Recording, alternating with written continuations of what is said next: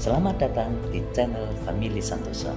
Pada kesempatan ini, kita akan belajar tentang sejarah gereja dalam seri Sejarah Gereja atau disingkat SSG. Dalam SSG yang pertama, bagian pendahuluan 1 ini kita akan belajar tentang kelompok-kelompok Yahudi awal yang menjadi latar belakang lahirnya gereja dan kekristenan. Seorang profesor dari Universitas Bonn yang bernama Otto Blogger memberikan sebuah tesis yang sangat penting yang tertuang dalam bukunya yang berjudul Theokratie und Eschatologie. Buku ini kemudian diterjemahkan ke bahasa Inggris yang diterbitkan oleh John Knox Fortress Press dengan judul Theokratie and Eschatology. Setelah pembuangan, yaitu ketika bangsa Yehuda yang telah dibuang ke Babel telah kembali ke tanah airnya di negeri Kanaan, masyarakat Yehuda itu menjadi terbagi dalam 2 kelompok besar dalam hal pandangan mereka tentang berita kenabian, baik sebelum maupun dalam pembuangan. Berita kenabian menyatakan bahwa kerajaan Yehuda akan diruntuhkan dan masyarakatnya akan dibuang ke Babel. Namun suatu saat mereka akan dikumpulkan kembali yang dipimpin oleh seorang Mesias dan mereka akan menjadi negara yang merdeka.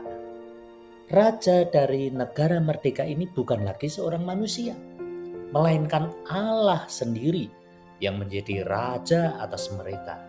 Namun yang menjadi pertanyaan, apakah nubuatan ini telah terjadi ketika mereka kembali ke tanah air?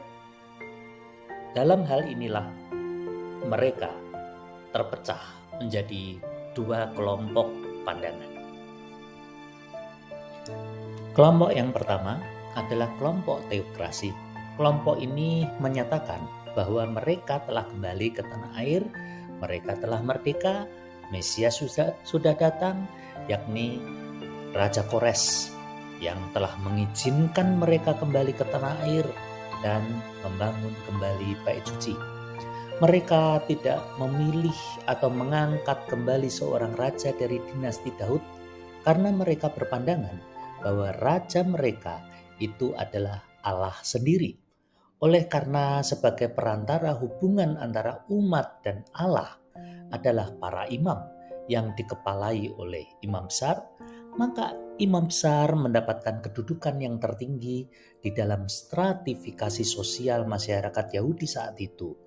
Hal ini sangat rawan untuk terjadinya tindakan-tindakan korup, dan hal inilah yang menjadi latar belakang tindakan Tuhan Yesus yang mengobrak-abrik dagangan di sekitar bait suci. Kelompok teokrasi masih berpegang pada agama lama mereka, yaitu agama Israel sebelum mereka dibuang, terutama pandangan kehidupan setelah kematian. Bagi mereka, setelah manusia mati, maka ia akan masuk ke dunia kematian atau Sheol, dan kehidupan di dunia kematian itu adalah semata-mata bayangan yang sangat-sangat gelap. Kehidupan di Sheol dapat dikatakan sebagai kehidupan yang tidak eksis lagi, karena hanya terdiri dari bayang-bayang saja. Kelompok teokrasi ini tidak percaya adanya kebangkitan orang mati. Kelompok kedua adalah kelompok eskatologi. Dalam menjawab apakah berita kenabian sebelum dan dalam pembuangan masih relevan di zaman mereka setelah mereka kembali ke tanah air, mereka berkata bahwa masih tetap relevan. Jika kelompok teokrasi menyatakan bahwa berita ini sudah tidak berlaku lagi, karena berita tersebut telah tergenapi ketika mereka telah kembali dan Sang Mesias sudah datang, yaitu Raja Kores. Maka berbeda dengan itu, kelompok eskatologi menyatakan bahwa berita kenabian itu masih mereka harapkan. Dalam kenyataannya, bangsa Yehuda saat itu belum benar-benar merdeka karena masih hanya sebagai provinsi bagian dari kerajaan Persia. Kemudian berganti di bawah tangan Yunani dan kemudian Romawi dan seterusnya. Sang Mesias masih mereka harapkan kedatangannya. Bahkan mereka masih menanti kedatangan Sang Mesias sampai dewasa ini di abad ke-21 Masehi. Mereka menantikan kemerdekaan penuh dari negara Israel. Di samping itu mereka berpandangan bahwa ada kebangkitan orang mati. Setelah mereka mati, ia akan masuk ke dalam Seol.